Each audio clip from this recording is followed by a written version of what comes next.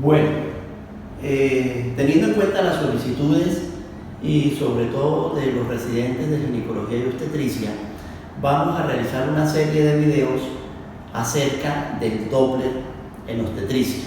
Vamos a ir por partes, desde lo más sencillo, lo que son las bases físicas del Doppler.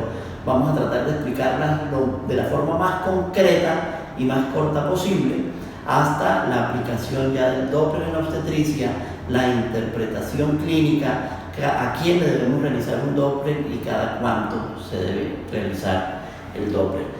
Vamos a comenzar hoy con este corto video hablando entonces de Doppler. Vamos a hablar de las bases físicas del Doppler.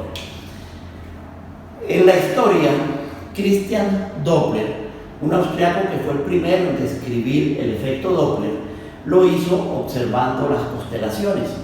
¿Y qué hizo Christian Doppler? Ver las constelaciones, cómo cambiaban de color entre azul y rojo cuando se acercaban o cuando se alejaban de la Tierra.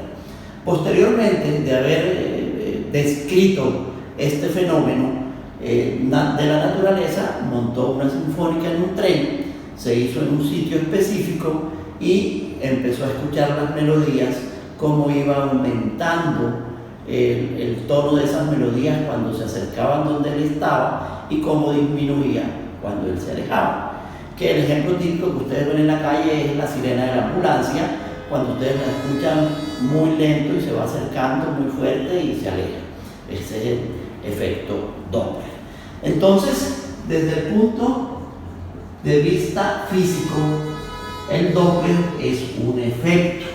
El Doppler lo encontramos en cualquier actividad diaria que nosotros realizamos.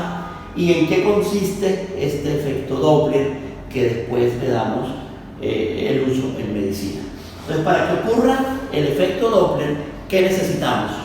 Un emisor, un receptor, una frecuencia de onda y que exista un movimiento, bien sea del emisor o bien sea del receptor, para que exista una diferencia de frecuencias entre el emisor y el receptor.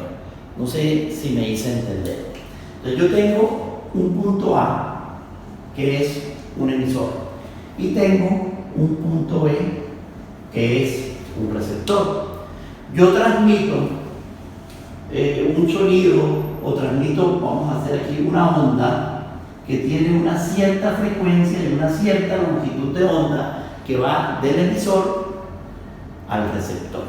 Entonces, puntos claros: emisor, receptor y una frecuencia de onda. Pero ¿qué dije anteriormente? Que necesito que estén en movimiento, bien sea el emisor o el receptor. Si no están en movimiento, pues no va a haber una diferencia de frecuencias, porque con la misma diferencia en que yo envío la onda, pues con la misma frecuencia recibo la onda, y la diferencia va a ser cero. Entonces, para que se dé esa diferencia, ¿qué debe haber? Un movimiento de ambos. Entonces, si la onda azul o la onda inicial que les dibujé acá es la frecuencia con la que está transmitiendo el emisor, y el mismo emisor está recibiendo una respuesta por parte del receptor con una frecuencia de onda más rápida, ¿qué quiere decir eso? Que el receptor se me está acercando, que el emisor se me está acercando al receptor, o que el receptor se está acercando al emisor. Entonces, yo emití con una frecuencia de onda 1, por poner un ejemplo, y estoy recibiendo con una frecuencia de onda 2, con una frecuencia más rápida. Ahí ya hay una diferencia y ahí hay un efecto Doppler.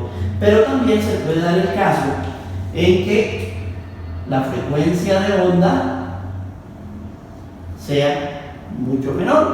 ¿Qué quiere decir eso? O que se aleja el emisor, o que se aleja el receptor, o que ambos se alejan. Entonces yo estoy transmitiendo con una frecuencia, pero estoy recibiendo una frecuencia mucho menor. Entonces, eso es el efecto Doppler. Miren que aquí no hemos hablado de medicina, ni hemos hablado de nada. Hemos hablado de un efecto que fue visto en la naturaleza, que fue descrito, y que físicamente, de una forma muy sencilla, esta es su explicación. ¿Qué necesitamos? un emisor, un receptor, una frecuencia de onda y que exista un movimiento del emisor y del receptor. Y en base a este fenómeno físico, les vamos, o más adelante, vamos a ver cómo es que lo utilizamos y cómo funciona no en obstetricia, sino en medicina, que es lo que nos interesa, pero el efecto Doppler pues lo vamos a ver en muchos fenómenos a nivel de la naturaleza y en muchas actividades de la vida cotidiana. Pero este Doppler, bueno, existen otras cosas, que es la refracción, la reflexión, y que cada una de esas las vamos a ir viendo más adelante. Espero que con esta sencilla explicación nos quede claro qué es el efecto Doppler. Y lo tenemos que tener en cuenta esta primera charla, porque de aquí en adelante es donde vamos a empezar a mirar si es un vaso de alta resistencia, si es un vaso de baja resistencia, si el flujo se acerca, si el flujo se aleja, y todos los aspectos clínicos, aparte de lo que les decía, la reflexión, la refracción, la imagen en espejo, la imagen espectral, bueno, una cantidad de temas, pero vamos a ir así. Bueno, muchas gracias y estamos pendientes para la siguiente clase, que la vamos a hacer de forma muy corta y que se puedan entender. Gracias.